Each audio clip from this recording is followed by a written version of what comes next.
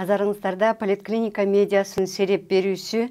Биз бүгүн алдыдагы шайлоолор, конституциялык реформа, конституциянын долбоору тууралуу сөз кылабыз. Мейманда юрист Нурбек Токтокунов. Саламатсызбы? Конституциянын долбоору жарыкка чыкты. Долбоор боюнча юристтер коомчулугу, анан биздин коомчулук өзүнүн оюнун айтып жатышат. Конституциянын долбоору боюнча ошол кайсы сын пикирлерге кошуласыз, кайсы жагына кошулбайсыз? Башында парламентти шайлаш керек болчу. Жаңкы БШКнын чечими боюнча 20 декабрда. Анан кийин парламенттен кийин президенттик шайлоону өткөзүп, анан кийин уже жаңы созув, парламенттин жаңы созуву, 7-чи созуву келгенде ошого конституцияны өзгөртүш керек. Бирок аны конституцияны өзгөрткөндө аз дегенде жарым жыл талкуулаш керек эл менен. Аз дегенде, анткени эл ишениш керек ага. Жанагы эл менен талкуу дегенде, ал деген кийин эл конституцияга каршы болбосун, кийин конституцияга ишенсин, конституцияга баш ийсин деген сөз. Бир айдын ичинде конституцияны өзгөрткөн болбойт. Мыйзам боюнча жөнөкөй мыйзамды, кичинекей мыйзамды өзгөртүп атканда бир ай талкуулайт. А конституцияны жарым жыл, бир жыл керек болсо талкуулаш керек болчу. Анткени ал деген жаңы конституция, жаңы системаны түзөт. Ал жаңы конституциядан жаңы мыйзамдар чыгат. Ошон үчүн бул деген туура эмес жолго түштү. Ошондо парламенттик шайлоолор, анан президенттик шайлоо, ушул конституция боюнча референдум, ошо кайсы мөөнөттөрдө өтүш керек? Мыйзамда карама-каршылыктар болот. Анткени бүт жашоонун бүт жанагы многообразие, бүт кокустуктарды иши кылып жашоону мыйзамга батыра албайбыз биз. Ошондо кээ бирде карама-каршылыктар чыгып атат. Ошон үчүн конституцияда жанагы карама-каршылык болуп атпайбы? Жанагы парламент 5 жылга шайланат. Анан кийин башка жерде жазылып атат. Жаңы парламент, жанагы эски парламенттин мөөнөтү жаңы парламент келгиче иштей берет деген сөз. Ал деген ошондой учурларда мыйзамдын, конституциянын духу менен, руху менен колдонуш керек. Ошондой убакытта эски парламент эң неотложный мыйзамдарды кабыл алса болот, бирок эң негизги милдети бүт аракеттерди кылыш керек жаңы парламентти шайлаганга. Жаңы бийликти легитимдештирүү, ошол эң негизги милдети.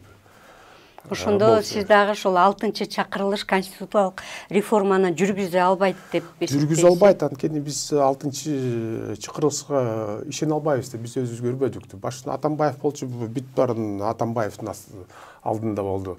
Эми элдин чимкирик парламент деп койду. Ошол чимкирик парламент болгондон кийин кантип ушу ишенебиз? Анткени эл ушул канчалык ошол 6-чы чакырылышка ишенсе, ошончолук конституцияга да ошондой эл ишенбей калат да. Ошон үчүн жаңы созув, жаңы конституцияны жаңы созув кылыш керек. Конституция долбоору жана 17 ноябрда коомдук талкууга чыкты. Ошол боюнча сиздин сын пикирлериңиз кандай? Азыр жана бийлик бутактары боюнча жана супер президенттик бийлик болуп калыптыр деп, анан кийин сөз эркиндиги жана башка жарандардын эркиндиги боюнча дагы көп сын пикирлерди юристтер, коомчулук айтылып атат. Ошол боюнча сиздин ойлоруңуз кандай? Кыйноого тыюу салуу. Укук органдар эч качан жана кылмыштын бетин кыйноо менен ачкан болбойт. Ага тыюу салыш керек. Анткени алар кыйноо менен жөнөкөй майда чүйда кылмыштардын бетин ачалат. Мисалы жанагы организованный преступность дегенде, терроризм дегенде, жанагы беловоротничковый преступность дегенде аякта мээмен иштеш керек да. Анан кийин кыйноого тыюу салбаса кандай укук коргоо органдары мээмен иштей албай калат. Ушундай эле болуп калбадыбы? Майда чүйда кылмышкер менен күрөшүп атат, организованный преступность, терроризм болгондо уже ал жетпей калат. Ошон үчүн ага тыюу салыш керек. Анан кийин бул конституция боюнча ар бир адам жанагы бюджетти талкуулаганга укугу бар. Мамлекеттин акчасын эсептегенге укугу бар. Анткени мамлекеттин акчасы деген биздин акча да. Ар бир жаран акчасы, анткени биз налог төлөйбүз. Ошон үчүн жанагы ачык маалымат деген пайда болду. Ошол ачык маалыматты колдонуп көп журналисттер канча журналисттик изилдөө, журналисттик териштер өткөзүп, жанагы бир саясатчылардын мыйзамсыз байлыгын ачты. Анан кийин кээде ар бир өкмөт органдар мисалы өтө кымбат бир буюмдарды алганда ошолорду ачып атты, ошого жол тосуп атты. Азыр болсо бул конституцияда ошол норманы ар бир адам мамлекеттин колунда маалымат алганга укугу бар деген ошол норманы алып салып атат. Анткени алар уже сезип калды. Эл өкмөттүн акчасын санаганын үйрөнүп атат, журналисттер үйрөнүп атат деп ошону сезип, ошондон коркуп, ошол азыркы бийлик ошону жаап салайын деп атат. Жапса анда уурулукка жол ачылат. Азыр деле урдап атат, бирок эл көрүп кичине жол тосуп атат. Эң негизги ката жанагы ошо бийлик бутактарын тең салмактуу, бийликти бөлүштүрүү принциптерин ошону бузуп атат. Анткени президент так эле күчтүү болчу. Мисалы азыр реформа кылалы десек, ошонун эң негизги ошол президенттин күчүн асайыш керек болчу. Жанагы коопсуздук органдарды президент башкарат. Ошолорду президенттин алдынан алып салыш керек болчу. Бийлик деген любой кишини бузат. Мен да барсам, мен да бузат. Ким болсо да, кандай баатыр болсо да, бийликке келген бийлик ошондой күчү бар. Адамды бузат. Ошон үчүн биз баатырды күтпөй эле, жанагы тең салмакты бийлик бутактарын тең салмактуулугу иштесе, анда бийликтин бутактары бири-бирин көзөмөл кылып, ошондо мыйзамдуулук өсүп баштайт. Анткени бири-бирин көзөмөл кылат, бири-бирин кылмыштардын бетин ачат, саясий күрөш башталат. Ошондо саясий күчтөрдө, саясий партияларды бири-бирин көзөмөл кылып, ошондон эле мыйзамдуулук башталат. Биз ишенбеш керек, бир баатыр келип бүт барын жашообузду жакшыртат деп. Ошолорго ишенип, дайыма эле мына Акаев келгенде эле башында эл ишенчи, анан кийин баары бийликтин баары президенттин астында болуп алып эле ошол жаңы коррупционный вертикаль пайда болуп калды. Анан кийин Бакиев келгенде эле элдин баарын ишенген башында, Атамбаев келгенде эле башында ишенген. Анан кийин кичине иштегенден кийин эле бийликтин бутактары да, саясий күчтөрү баары президенттин алдында жатып алат экен. Анан кийин коррупцияга эле пайда болот экен. 2010-жылдагы конституцияда ушул бийлик бутактары кандай бөлүштүрүлгөн? Пропорционалдуу принцип киргизилген. Ошол пропорционалдуу принцип иштеп баштады менимче. Анткени жанагы ар бир партияда ар кандай жерлерден лидерлери келип, кичине трайбализм азайып калды. Даже 5 октябрда болгон жанагы ушул шайлоонун натыйжасы жокко чыгарылганда эле ал деле ошол пропорционалдуу принциптин натыйжасы. Анткени көп жаңы партиялар келип үнүн чыгарып, анан кийин баягы президентский партияларды кичине жеңди. Анткени биздин конституция бар эле азыркы конституцияны жамандап, бийликтер азыркы конституцияны жамандап, биз коррупцияга көрүшө албай калдык деп, конституция үчүн ал деген калп, конституция үчүн эмес. Анткени конституцияда жазылган жок, парламенттер президенттин астына жатыш керек. Наоборот, аякта жазылып атат, парламенттен өзүнүн үнү болуш керек. Керек болсо президентке каршы сүйлөш керек. Керек болсо президентти тууралап туруш керек. Ошон жакшылап, ошол принциптер иштесе, партиялар жакшылап иштесе, президенттин алдына жатпай. Анда президент айла жок барып парламентке барып партиялар менен сүйлөшүп бир консенсус издейт эле. Анткени өзүлөрү эле жата калса, анан кийин президент кандай батыр болсо барып бузат да. Анткени бул деген ушундай президенттин күчү, президенттин вертикали ушул коррупцияга оңойду. Анткени бир күч болгондо, коррупция кылганда бары бөлүшөт да. Анан кийин бир күч болгондо ошо менен бөлүшкөн оңой болуп атат. Ошол үчүн коррупция өсүп атат. А биз канткенде ушул жакшы парламентти татыктуу депутаттарды тандап алабыз. Мына дагы эле ошол депутаттар кайра келип калбайбы? Бийлик ошо элге татыктуу да. Эл кандай болсо ошол парламентте ошондой болот. Анткени эл өзүнүн добуштарын сатса, анда ошондой депутаттар келип калат. Анткени бирок эмне болсо да баары бара бара элдин деңгээли өсүп атат акырындан. Анткени мына азыр акыркы шайлоону карабайсыңыз. Мурун ушундай шайлоо болмок беле. 16 партияга күрөштү. Анын ичинде негизги основной партиялар 6-7 бир партиялар. Ошолор кирсе, ошол Сооронбай Жээнбековдун мээси жетсе өз убагында аларды киргизиш керек болчу парламентте. Ошолорду парламентке күчтүү партияларды киргизсе, өз алдынча өзүнүн үнү болгон партияларды киргизсе, анда саясат ошо ичинде парламентте болмок. Анда парламенттин ичинде мушташмак. Саясий конкуренция болгондо ошо парламентте мушташканда анда элдин жашоосу ошондо оңолот.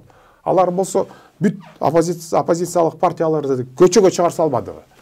Анан кийин ошо көрдү ошонун натыйжасын. Анткени оппозицияны көчөгө чыгарып салганда, анда ошондо көчөгө чыгып ошондой перевороттор болуп калат. Канча жолу сабак болду. 2005-жылы ошондой эле окуя болуп атпайбы? Оппозицияны көчөгө чыгарып салды да. Кийин оппозиция көчөгө чыгса, анда оппозиция элди көчөгө чыгарат. Парламентте мушташ керек. Эң мондай развитый парламенттерди карасаңар, ошол жакта мушташат ачык эле депутаттар. Ошо азыр жана комитет 93 деп дагы 93-жылдагы конституция жөнүндө сөз болуп, мына ушул конституцияны биз негиз кылып алышыбыз керек деп айтып чыгып атышат. Кечээ ошол пресс-конференция беришти. Ошол эстеп көрсөк, ошол 93-жылдагы конституциянын ошол негизи болууга мүмкүнчүлүгү, шарты барбы ошол? Менин оюмча, жашоону артка буралбайбыз. Анткени ал 93-жылы өз алдынча ситуация болчу. Азыр башка ситуация. Анан кийин жанагы партийный системаны түзүп, пропорционалдык системаны түзүп, ошол жол менен ары кете бериш керек. Анткени өзүнүн партийный системасын, өзүнүн көп жакшы нерселери бар. Бирок депутаттар иштете алган жок ал системаны. Бирок мына бара мен ишенем, ол 7-созувда жанагы пропрезидентский күчтөр болбосо, жанагы эл өзүнүн добушун сатпаса, анда бир аз жанагы самостоятельный өз алдынча өзүнүн үнү бар партиялар кирсе, ошондо саясий күрөш башталат. Ошондо саясий күрөш башталганда, ошондо мыйзамдуулук башталат. Конституциянын долбоору боюнча, мисалы биз ошо сунуштарды бере турган болсок, биринчи, экинчи деп кандай сунуштарды бере алабыз? Биздин конституцияны реформаны кылсак, биринчиден мен айттым, ошо президенттин президентти такыр эле жоготуш керек. Премьер-министр, өкмөт башчысы ошол мамлекеттин башчысы болуп калат. Парламентте жеңген күчтөр, жаңағы правящий коалиция кылып, ошол көпчүлүк өкмөттү тандайт. Анан кийин ошол өкмөттү башкарып, анан кийин ошол өкмөт ошол парламенттин алдына жооп берет. Ошондой жол менен баш керек. Анткени президенттерден биз эч кандай пайда болгон жок. Биз көрдүк, мына бүт канча 5 президент болду, 4 негизги президент болду да. Президенттерден пайда болгон жок. Анткени президент келгенде эле, кичине күчүнө киргенде эле баарын басып салат. Бийликтин тең салмактыгын бузат. Анан кийин ошол президентский вертикаль эле ошол коррупционный вертикаль болуп калат. Реформа партиясы Конституциялык палатага ошо жогорку кеңештин жана легитимдүүлүгү жөнүндө маселе тууралуу арыз бериптир да. Ошол кандай каралат, кандай чечилет деп ойлойсуз? Мен үмүтүм бар. 2-декабрда ошол мыйзамды жокко чыгарат деп үмүттөнөм да.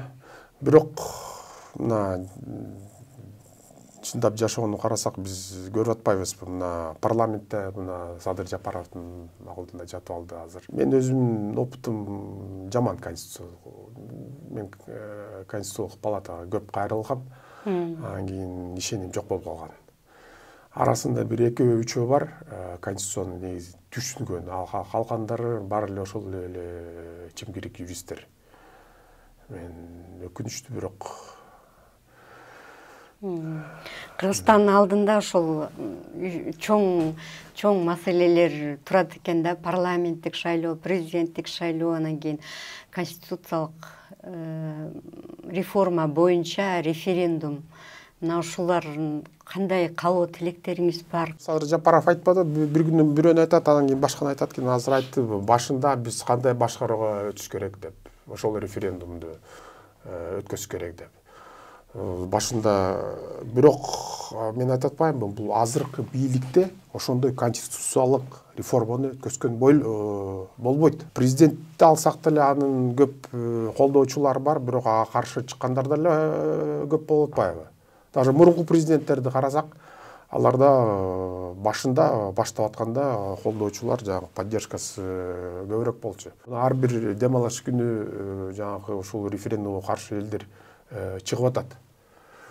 Ошон үчүн азыркы убакытта эч кандай референдумду өткөзгөн болбойт. Башында 7-чи созув парламентти шайлаш керек.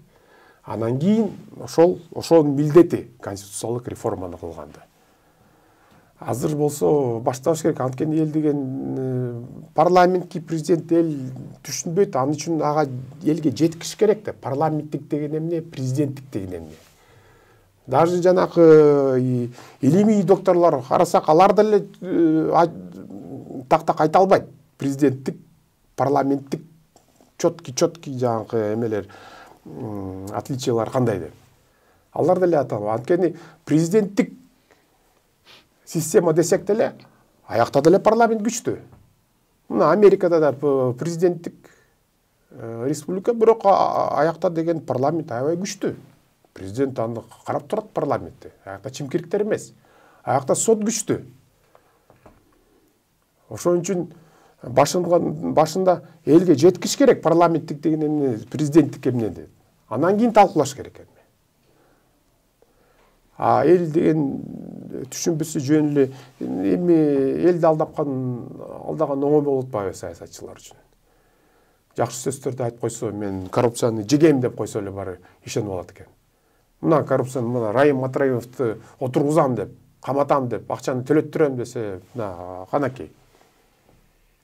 Канчаны уурдады, канчаны төлөп берди. Камчыны отургусу, бирок камчы өзүнүн үйүнө эле барбады буякта. Садыр Жапаровдун жанагы ошо уюшкан кылмыштар менен байланышы бар деп атат. Түрмөдө турган, алдачын. Саясий куугунтук болгон бир жанагы Эмилбек Каптагаевдин көрсөтмөсүн укканбыз. Кеңеш берет элем, азыр референдум менен башты ортпай эле. Башында жанагы эски тартип менен эле жаңы парламентти шайлаш керек. 7-чи созув. Анан кийин уже шашпай конституциялык реформаны кылыш керек. Рахмат сизге. Политклиника медиасынын сереп берүүсүндө конституциялык реформа алдыдагы шайлоолор тууралуу сөз кылдык. Биздин студияда мейманда юрист Нурбек Токтакунов болду. Программаны мен Айгүл Бакиева алып бардым. Саламатта калыңыздар.